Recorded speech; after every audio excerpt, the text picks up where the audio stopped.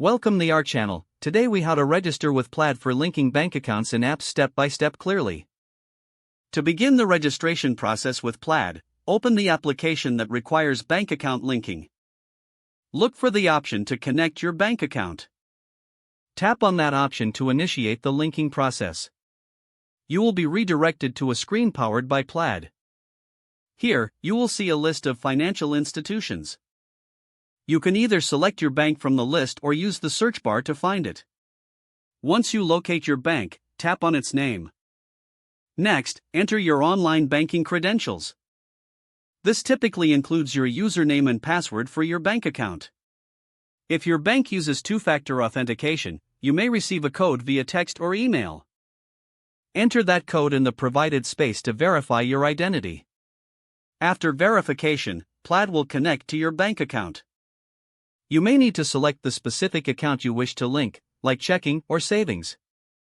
Once you make your selection, confirm the linking process.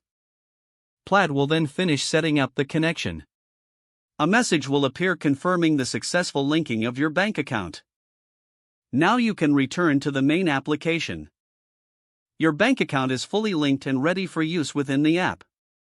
If the page does not load, refresh the browser or try again in a private or incognito window.